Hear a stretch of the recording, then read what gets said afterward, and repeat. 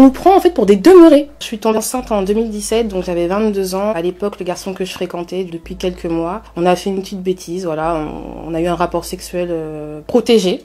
Je tiens à préciser. Mais je pense qu'il y a eu un petit craquage au niveau du préservatif et du coup j'ai pris une pilule du lendemain qui n'a pas fonctionné. Puisque 2 mois après, j'ai appris que j'étais enceinte. C'est un moment où je me dis j'ai pas mes règles, j'ai ma poitrine qui gonfle, donc je voyais bien qu'il y avait un souci quoi. J'étais en cours. Je fais un test et puis en fait, j'ai fait pipi 2 secondes dessus, il est devenu positif. Et puis là, je me suis mise à rire, nerveusement. Je me suis dit, c'est la merde en fait, parce que j'ai toujours voulu avoir des enfants, mais là, à cette époque-là, j'avais d'autres projets. Je revenais de 1 an au Mexique, j'avais pour but d'y retourner. Je voulais pas d'enfants, donc en fait, quand j'ai vu le test de grossesse positif, je me suis dit, mais ça va pas être possible en fait. Ça va pas être possible et d'un côté je ne me voyais pas avorter non plus quoi. J'en ai parlé à mon partenaire de l'époque qui m'a dit qu'il n'en voulait pas, que c'était de la folie, qu'on se fréquentait depuis trop peu de temps, qu'il voulait pas d'enfant en fait et que si je le gardais il assumerait rien du tout. Je me suis dit c'est pas grave, c'est là, on va faire avec et puis je vais essayer de faire mon possible pour pouvoir élever cet enfant correctement. La grossesse je l'ai acceptée très tard, je l'ai acceptée à 5-6 mois. Vraiment j'en voulais pas de cet enfant, je le dis aujourd'hui, j'ai honte de moi mais j'en voulais vraiment pas parce que j'étais pas prête. Il y avait pas mon compagnon de l'époque, il était pas là, il en voulait pas, donc il y a aussi l'estime de soi qui est impactée. On se dit attends, il m'aime pas suffisamment pour rester avec moi ou il m'aime pas du tout même. Qu'est-ce qui se passe, qu'est-ce que j'ai fait pour pas qu'il en veuille? C'est la merde, il y a trop de questions qui se posent. On n'est pas sûr d'être une bonne mère. On a aussi peur du regard des gens en fait. Qu'est-ce qu'ils vont penser? Moi, Prisca, je suis enceinte, il y a pas de père. C'est le chaos en fait. C'est vraiment le chaos. Les 6 premiers mois, je prépare rien du tout. Je réalise pas vraiment ce qui se passe. J'étais en master à cette époque-là, du coup je continuais le master et puis à un moment je me suis dit j'ai pas de boulot en fait. C'est vraiment à partir du 6e mois où je me suis dit là il faut que je me prenne en main. Tu vas trouver un travail, tu vas bosser, même si t'es enceinte tu vas bosser et puis tu vas préparer l'arrivée de cet enfant. Le bébé il arrive donc je suis contente, c'est un garçon et grosse surprise, il ressemble à son père.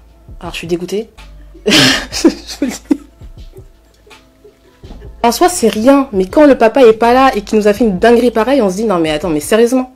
Sérieusement, j'apprends mon nouveau rôle de maman. Ça se passe bien, mais c'est quand même compliqué. Je suis assez jeune, je sais pas comment on fait. Il pleure la nuit, il y a l'allaitement à côté, donc on l'allaite. Je peux pas compter sur quelqu'un d'autre, c'est moi, il y a pas de relais. Je me dis, est-ce que vraiment là je vais y arriver quoi? Quand mon fils il a un souci, c'est que moi quoi. Quand il pleure la nuit, c'est moi. Quand il est malade, c'est moi. Quand je vais aux toilettes, c'est lui qui est à côté de moi. Je suis son seul repère. C'est compliqué. Et puis même quand j'ai une relation amoureuse, il y a quand même mon enfant qui rentre en jeu. Donc je peux pas aller avec n'importe qui en me disant non, allez, on va s'amuser, c'est pas grave, allez, pompe-l'op.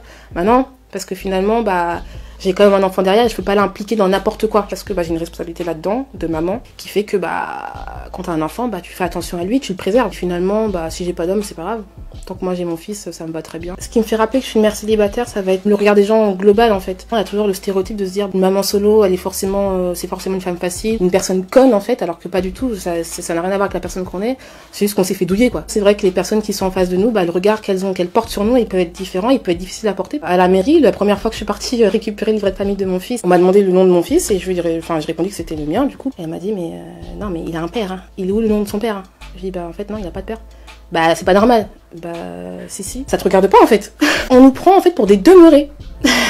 Alors que non en fait on travaille, on est censé, on est respectable, y a pas de souci, c'est juste qu'on élève un enfant toute seule. Au final je me dis qu'est-ce que je vais dire à mon fils plus tard? Il va forcément me demander pourquoi il est pas là papa, et moi je vais lui répondre quoi? Pour tout le petit bout que c'est en fait, parce que mon fils il est tout simplement génial en fait. Et je me dis pardon, je vais il y a des choses qu'on peut pas dire, qu'on peut pas expliquer à un enfant. Je me pose la question de savoir s'il faut que j'enjolive les choses ou s'il faut que je lui dise la vérité. C'est compliqué. Aux mères célibataires, ce que je pourrais leur dire, c'est de pas baisser les bras parce que c'est compliqué. On est un peu regardé de travers, etc. Mais finalement, on est les plus courageuses, on est les plus sensées. On élève un enfant seul, des fois plusieurs. Peu importe les raisons, hein. Faut pas se sous-estimer. Bien au contraire, on fait des choses au quotidien qui méritent bien plus de louanges. Si mon fils, je l'avais devant moi, je dirais que je l'aime, que je suis là pour lui, que je serai là pour lui toute ma vie et que son papa n'est pas là, mais que moi je suis là et que je donnerai tout l'amour qu'il a besoin et que j'ai un fils génial. Donc forcément, on a un petit binôme génial. Donc c'est génial.